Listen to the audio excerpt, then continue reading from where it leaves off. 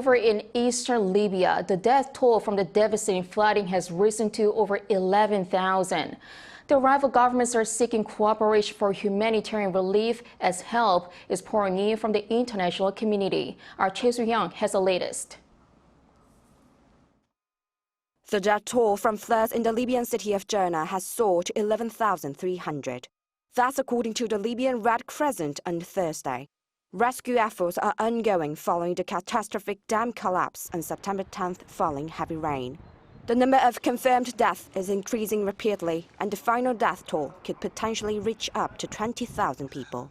Thousands of dead bodies have been buried in mass graves.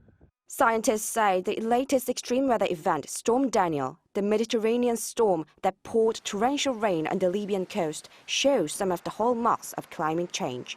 The Libyan situation is obviously catastrophic and a very difficult situation. And with all these events, it's always complicated.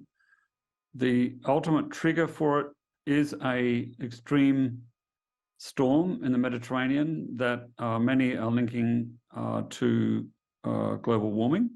Since 2014, Libya has been divided into two rival governments. The government of national unity in the west is recognized by the United Nations, while the Libyan National Army under the military leadership controls the east, where the coastal city of Derna is located. According to BBC reports, these opposing governments, after a long conflict, are now seeking cooperation for humanitarian relief. Libya's Eastern administration approved an emergency budget of 10 billion Libyan dinars, nearly $2 billion on Thursday, to help flood-affected areas.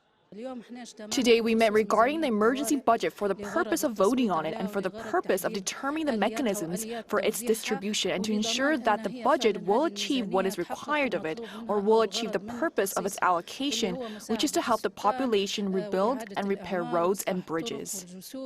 Meanwhile, in response, the World Health Organization announced that it would give $2 million from its emergency fund to help the flood victims. The WHO also sent extra emergency supplies and medical supplies from its logistics hub in Dubai. The United Nations, EU, and countries like the UK, Tunisia, and Jordan are among those who have also joined the aid effort.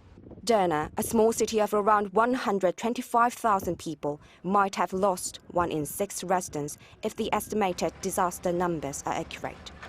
Choi Soo-hyung, Arirang News.